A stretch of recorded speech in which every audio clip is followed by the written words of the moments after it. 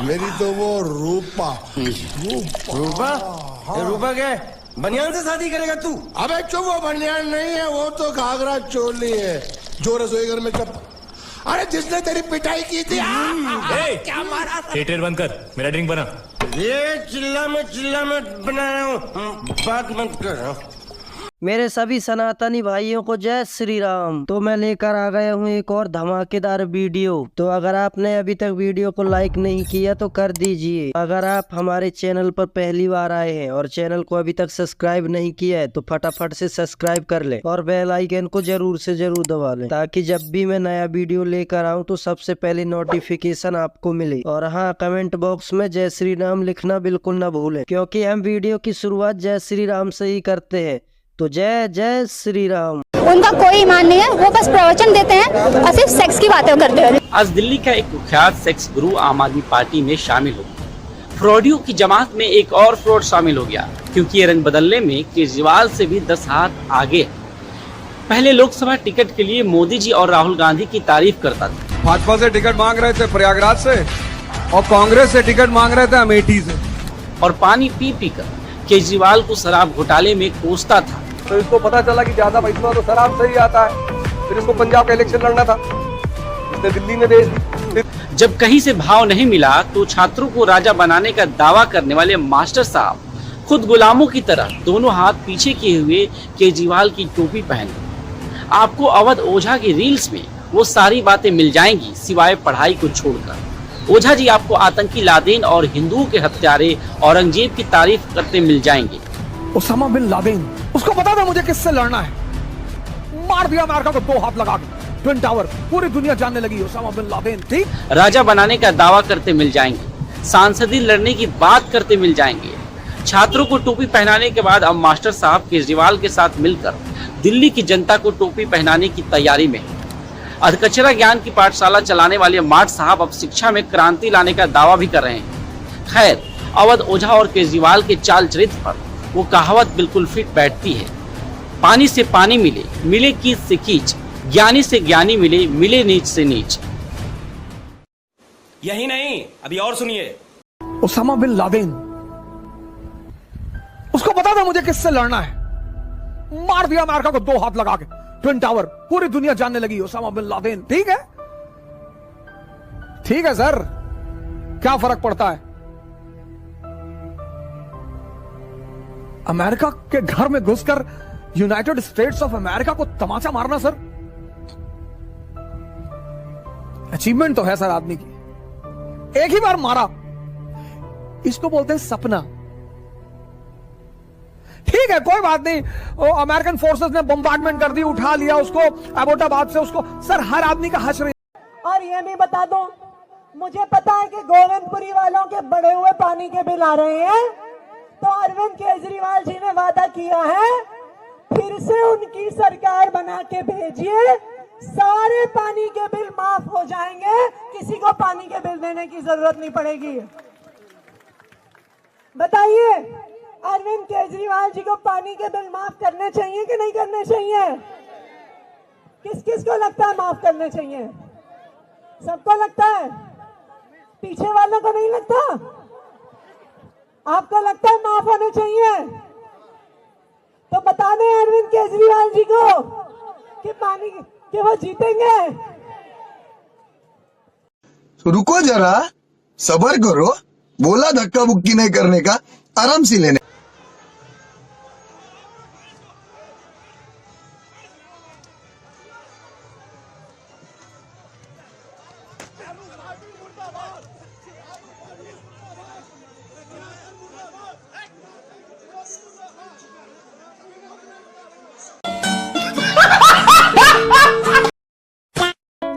अब पाइए गोरापन सिर्फ 5 मिनट में। अब 30 किलो वजन घटाइए सिर्फ 10 मिनट में। घने और सुंदर बाल सिर्फ 1 दिन में।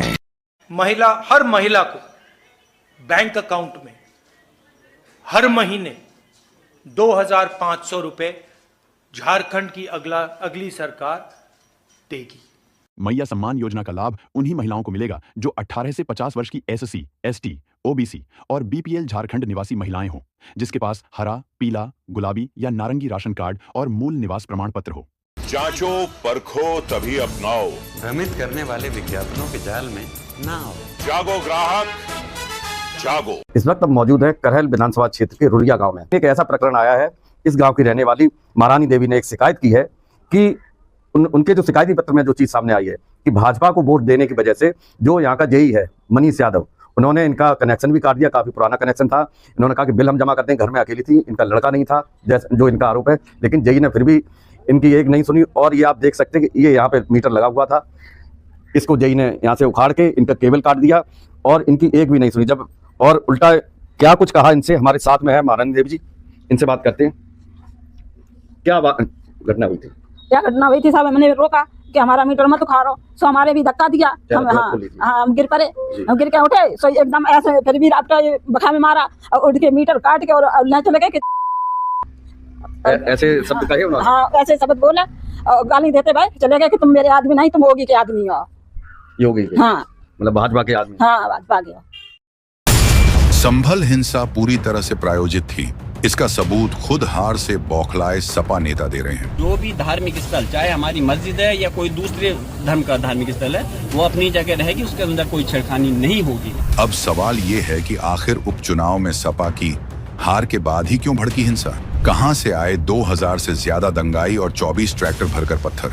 कोर्ट के आदेश पर पहुंची पुलिस टीम पर दंगाइयों ने क्यों की पथराव और फायरिंग? इस हिंसा के बाद अखिलेश भैया दंगाइयों को बचाते हुए प्रशासन पर सारा दोष क्यों मढ़ रहे हैं? वो तो होगी पत्थरबाजी, वो तो होगी पत्थरबाजी।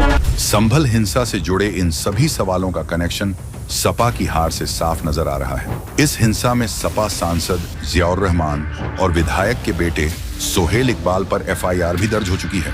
और तो और दंगाइयों में शामिल महिलाएं खुद पत्थरबाजी की बात भी कबूल कर रही हैं। इन सारी घटनाओं से ये तो साफ हो गया है कि सपा को सिर्फ दंगाइयों और पत्थरबाजों से प्रेम है, लेकिन ये भूल गए हैं कि अब योगी जी की सरकार है, जिन्होंने एक एक दंगाई को मिट्टी में मिलाने का संकल्प लिया है। तभी तो उन्होंने एक एक दंगाई का पोस्टर लगाने का आदेश दिया है, ताकि जल्द से जल्द उनकी गिरफ्तारी हो सके। सोचिए, अगर ये सपाई चुनाव हारने के बाद ऐसा करवा सकते हैं, तो अगर ये जीत गए तो यूपी का क्या हाल होगा? संभल के मिनी म्यूजियम में हरिहर मंदिर के सबूत मिले हैं। हरिहर मंदिर के सत्यता के प्रमाण आज भी वहां मौजूद है। संभल में धरती के नीचे खुदाई में भगवान विष्णु की मूर्ति मिली है। इस मूर्ति को संभल के संग्रहालय में रखा गया था। मूर्ति 1500 साल पुरानी बताई जा रही है, जो हम आपको दिखा रहे हैं। यानी ये वो समय था जब भारत में मुगलों का आगमन भी नहीं हुआ था। खुदाई में भगवान विष्णु का सुदर्शन चक्र भी मिला है। अवशेष भी संभल की धरती के नीचे से मिले हैं। यह पत्थर का सुदर्शन चक्र भी हरिहर मंदिर का सच बयां कर रहा है। तो ये बड़ी खबर तस्वीरों के साथ आपको दिखा रहे हैं। संभल के मिनी म्यूजियम में जो है हरिहर मंदिर के सबूत मिले हैं। हरिहर मंदिर की सत्यता के प्रमाण आज भी वहां पर मौजूद है, जो हम आपको जी न्यूज पर दिखा दे रही है। म्यूजियम के अंदर के जो स्क्रिप्चर्स वहां रखे गए हैं, उनकी ये तस्वीरें हम आपको दिखा रहे हैं। संभल में धरती के नीचे जब खुदाई की गई थी तो भगवान विष्णु की मूर्ति मिली। इसके अलावा इसे संग्रहालय में रखा गया है, जिसे मिनी म्यूजियम कहा जाता है। वहां पर मूर्ति करीबन 1500 साल पुरानी बताई जा रही है। को खुद डरा करके रखते हैं, हिंदुओं को बोलने नहीं देते। कैसी जगह है ऐसी कि लड़कियां बोल नहीं सकती, औरतें बोल नहीं सकती। इनकी औरतें ऐसी हैं कि चुटिया पकड़ के ले जाती हैं। हिंदुओं की औरतों को बहुत गलत करती हैं, मुसलमानों की औरतें, क्योंकि ये तो गंदी चीजें खाते हैं। हम नाम भी नहीं ले सकते ऐसी चीजों का। और हिंदुओं की औरतें तो बेचारी कहाँ इतनी ताकतवर है, मुसलमानों की औरतें ताकतवर है तो मुसलमान मार लेती हैं। कहीं रास्ता बीच में अगर झगड़ा हो जावे तो निरी मुसलमानी एक हो जाती, निरे बुरके। और इसमें तो बुरके में मुसलमान वो भी होते हैं, आदमी भी होते हैं। अच्छा, आदमी भी बुरके पहन लेते हैं इनके यहाँ पे और मारते हैं हिंदुओं की औरतों को। बहुत बुरा हाल है यहाँ का। कुछ बोलती भी हैं क्या मारते वक्त? वो जो बता रहे हो आपकी अरे हमारे ये तो संभल तो हमारा मिनी पाकिस्तान बनेगा ये। अच्छा, हाँ, इसे पाकिस्तान बनाने की कह रहे हैं मुसलमान। अच्छा, ये कहते हैं कि इसे मिनी पाकिस्तान बनाएंगे इसे।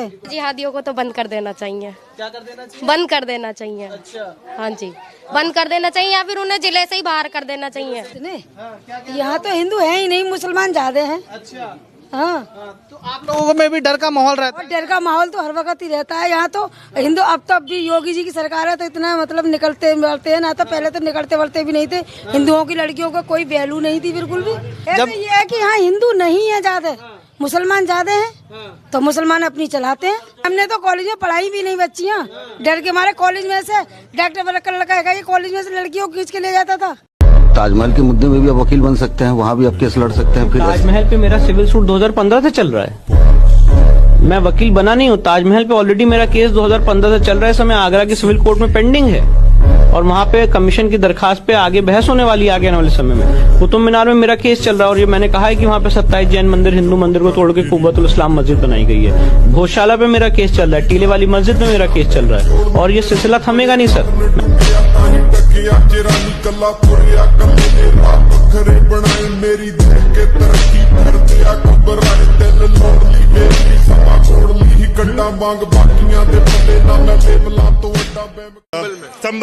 संभल में ये हो रहा है कि वहाँ पे लोगों ने पथराव किया, ठीक है, तो पुलिस को किसने राइट दे दी कि सीधे बंदूक चला दे? 4 लोग जो मर गए वहाँ पे, तो ये तरीका सही था क्या? आपने जांच पड़ताल की कि पुलिस ने वाकई गोली चलाई थी? बिल्कुल प्रूफ मिल रहे हैं, बाकायदा शूट करते हुए दिख रहा है। मैं बोलूं कि पुलिस ने गोली नहीं चलाई, फिर क्या करेंगे आप? हाँ वही चीज है, यही चीज है। 4 लोग मरे ना वहाँ पे, उसका पोस्टमार्टम भी हुआ है। हाँ, और पोस्टमार्टम रिपोर्ट ये कह रही है कि तमंचे की गोली लगी है। अरे कुछ नहीं भाई साहब, उससे बाकायदा वीडियो आ रही, यही घुमा रही मीडिया जो है ना, इसी तरीके से झूठ को सच को झूठ बना के दिखा रही है। ये मैं बता रहा हूँ आपको, झूठ पुलिस को मार रही है, पत्थरबाजी जायज थी। आपका माइंडसेट है, आपका माइंडसेट है। नंबर साहब क्या दिखा रहे हैं? जूम कर दिखाना। भाई साहब कह रहे हैं ना कि पुलिस गोली चलाती हुई नजर आ रही थी। अब भाई साहब आप देखो, उपद्रवियों के, हाँ मैं दूसरा दिखा देता हूँ, आज तक है उपद्रवियों के गोली चलाने की तस्वीर दिखा रहा हूँ आपको। अगर एक पक्ष गोली मारेगा, पुलिस वहाँ मरने गई थी क्या? पुलिस वाले किसी के बेटे नहीं है क्या? वो किसी के भाई नहीं है क्या? वो हमारे देश से नहीं है ना? 25 घायल हुए। आप चाहते हो कि पुलिस वाला मर जाए? आप चाहते हैं पुलिस वाले मर जाए? तो आम आदमी नहीं थे, वो दंगाई थे, वो दंगाई भीड़ थे। कुछ दिखा रहा हूँ ना दंगाई, कुछ भी देखना अभी आएगा। दंगाई भीड़ दिखाता हूँ। ये माइंडसेट है ना, इसमें बोलने का मतलब ही नहीं है कुछ। आज तक दिखाओगे। अच्छा, इनका माइंडसेट तो आपको पता है कि दंगाई बोल रहे हैं। भाई साहब ये दिख रहा है, न्यूज चलेगी, ये दिख रहा है, मैं भी दिखा दूँ ना, दिखाओ ना, ये देखो पुलिस वालों का, ये दंगाई है, दिख रहा है सबको। ये दंगाई गोली चलाते हुए दिख रहे हैं, लेकिन इनको सिर्फ पुलिस को देखना है।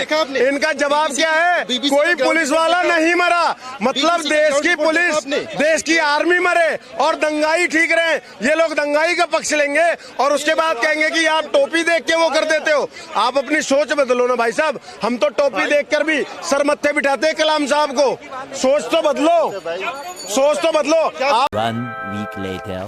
कोई भी पुलिस से लड़ाई नहीं कर सकता, कोई भी साला पब्लिक प्रॉपर्टी को डैमेज नहीं कर सकता है।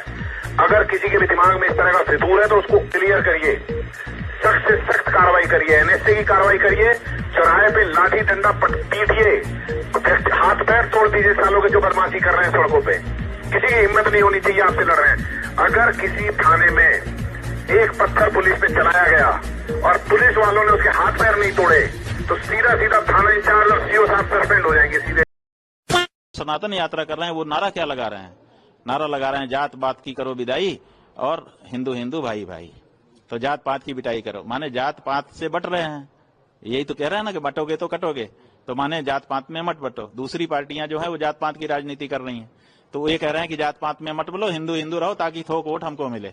जात पात में जब बट जाते हो तो कुछ हिंदुओं का वोट हमको मिलता है, कुछ हिंदुओं का वोट उस पार्टी को मिल जाता है। तो ये जो नारा है ये कह रहा है कि आप जो है जात पात में मत बटो, थोक हिंदू वोट हमारी तरफ आने दो। अब इसी बात को पुख्ता करने के लिए वो सड़क पर उतरे हुए हैं। इसका मतलब कि राजनीतिक शक्ति के एजेंट के रूप में वो काम कर रहे हैं। अब वो कह रहे हैं कि जात पात की करो विदाई और हिंदू हिंदू भाई भाई। अब हिंदू में तो जात ही होती है, हिंदू की पहचान क्या है? जैसे ही कहेगा कि आप कौन हो, आप कहेंगे हिंदू। अच्छा कौन बिरादर हो, ब्राह्मण हो कि क्षत्रिय हो? यहीं से तो अपनी बातचीत शुरू होती है। जब आप कहेंगे हिंदू है, आप कहेंगे कि कौन से हिंदू, माने ब्राह्मण हो कि क्षत्रिय हो, तो आप कहोगे नहीं हम तो हिंदू हैं। आपके ऊपर कोई भरोसा करेगा? बताओ।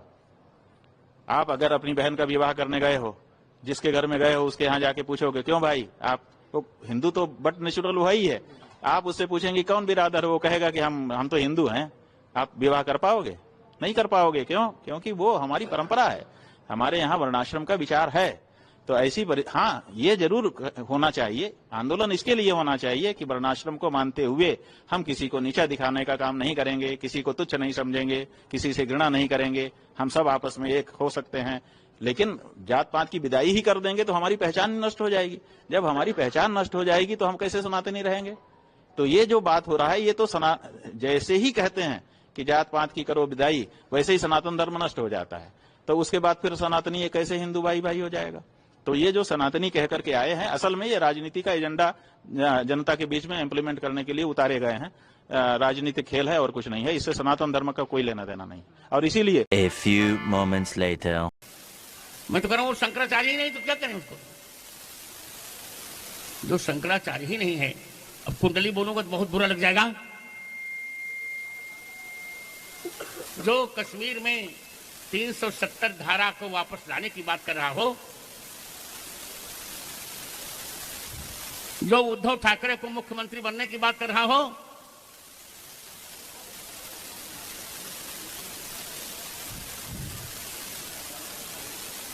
और जो बाला साहब ठाकरे को जनाब कह रहा हो, वो कोई शंकराचार्य है क्या? मैं तो पहले से कह रहा था, पहले ही दिन मैंने कह दिया ये शंकराचार्य नहीं है, इसमें आचार्यत्व का कोई गुण नहीं है। इस पर तो देशद्रोह का मुकदमा चलाना चाहिए।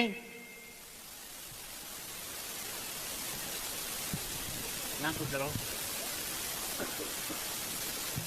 Amid the raging controversy around the Waqf bill and the debate around it, the Chandrababu Naidu Sarkar has made a big announcement, and sources say that the Andhra government is abolishing the Waqf board, and this is a stealth strike on the Waqf board.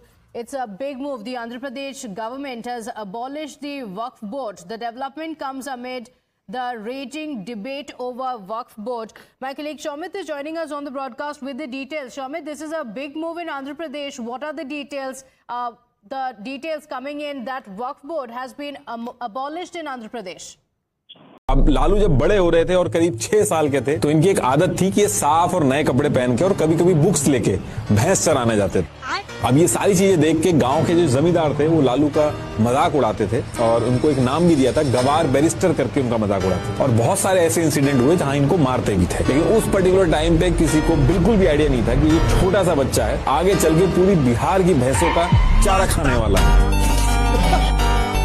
संभल में police ने मदरसे में पढ़ने गई 13 साल की किशोरी को बंधक बनाकर रेप की कोशिश के आरोप में मौलाना और उसके नाबालिग भाई को गिरफ्तार किया है। घटना गुन्नौर थाना इलाके की है। यहां मौलाना साजिद के भाई ने मुजम्मिल ने मदरसे में पढ़ने वाली 13 साल की नाबालिग को कमरे में बंधक बना लिया और फिर रेप की कोशिश की। बताया गया कि उनकी एक बच्ची जो कि 13 वर्षीय है, उसको एक मौलाना साजिद और उसके भाई द्वारा ढलान वाली मस्जिद गुन्नौर में ले जाया गया और उसके साथ दुष्कर्म करने का प्रयास किया, जो पंजीकृत किया गया और विवेचना करने क्रम में मौलाना साजिद और उसके जो भाई हैं उनको गिरफ्तार करके जेल भेजा गया।